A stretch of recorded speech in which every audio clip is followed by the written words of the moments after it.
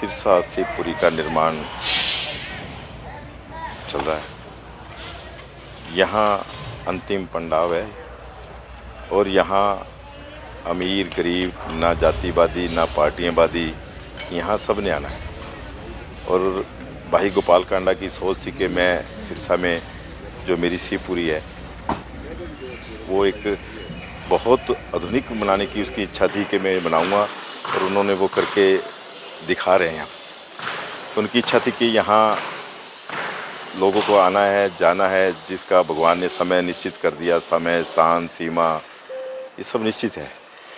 तो यहाँ सबको आना है, और आने के बाद यहाँ जो उनके साथ आते हैं उनको एक सुविधाजनक चीज़ें यहाँ लगे कि मैं मतलब एक स्वर्ग के नज़ारे जैसी।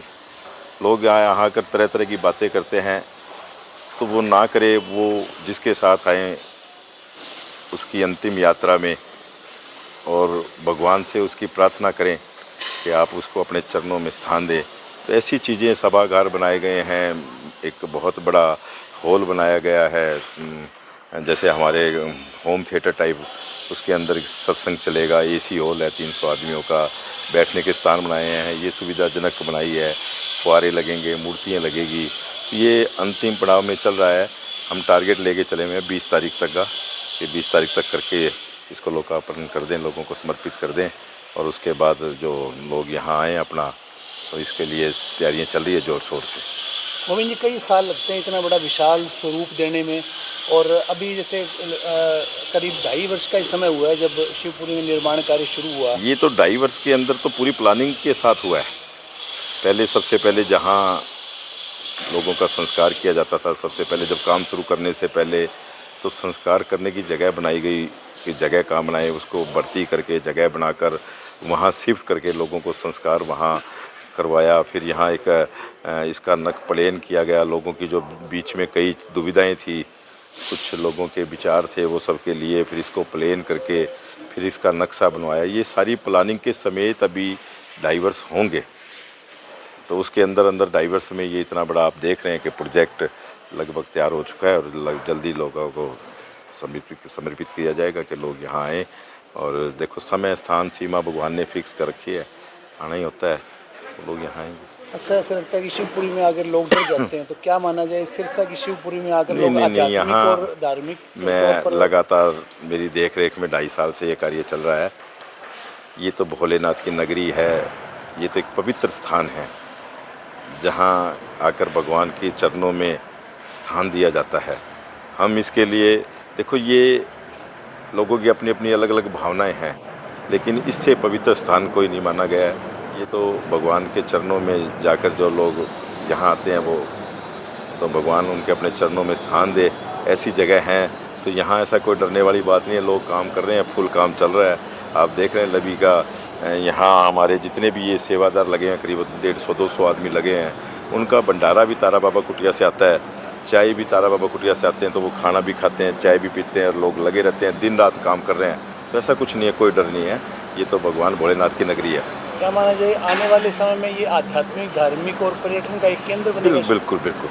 आज सिरसा के अंदर अगर कोई आता है, सबसे पहले घर में किसी के मेहमान आता है, तो वो बैग रखते ये कहता है मुझे तारा बाबा कुटिया जाना है।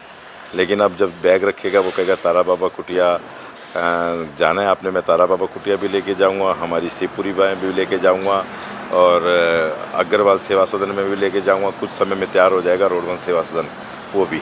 ये 4-5 चीज़ें ऐसी तैयार हो जाएगी सिरसा में कि जो भी अगर बाहर से कोई भी किसी का रिश्तेदार आएगा तो वो देख के ज़रूर जाएगा कि भारतवर्ष में ना तो ऐसी शिवपुरी है, ना ऐसी कुटिया है तारा बाबा की, ना ऐसी धर्मशाला है जो अग्रवाल सेवा सदन है या बनने जा रही है रोडवंश सेवा सदन है।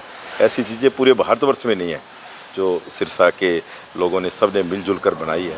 तो ऐसी चीज़ें लोग यहाँ आएंगे तो ज़रूर देख के जाएंगे। एक विशाल शेड बनाया गया जिसमें इतना बड़ा शेड आज तक कभी देखा नहीं गया, तो आप इसके लिए क्या कहेंगे? देखिए, कैसे निर्माण? मैंने पहले बताया कि भाई गोपाल कांडा की एक सोच थी कि उस सोच के हिसाब से ये शेड बनाया गया है।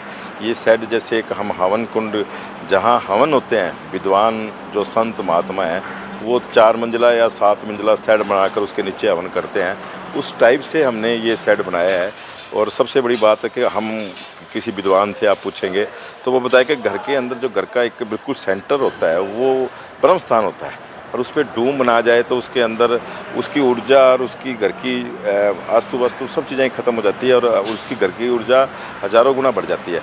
तो हमने ये आपने देखा होगा कि सेट तो उसी टाइप में दिया हवन कुंड में। उसके अलावा हमने ये जो ब्रह्म स्थान था यहाँ पर मतलब विश्राम गृह बनाया है ये, और उसी टाइप से मंदिर टाइप से डूम बना कर दिया गया है कि यहाँ पूरी वो भगवान से ये चीज़ें जुड़ी रहे। और ऊर्जा जो यहाँ देखो जो भाई आएगा जिसका भी टाइम फिक्स हो गया तो ये एक ऐसी चीज़ें दी गई है। पार्थिव देव को यहाँ विश्राम दिया जाएगा और एक उसमें भी आध्यात्मिक ऊर्जा का सीधा उस तक बिल्कुल बिल्कुल पार्थिव देव को यहाँ विश्राम के साथ एक ऊर्जा मिलेगी। और साथ में यहाँ भी हमारा एक प्रोग्राम चल रहा है कि वो आने वाले को यहाँ से पहले गंगा जल से स्नान कराया जाए, फिर उसका अंतिम संस्कार हो। तो उस चीज़ में हम लगे हुए हैं, दिन रात हमारी टीम भी लगी हुई है कि ये भी कार्य पूरा जल्दी हो।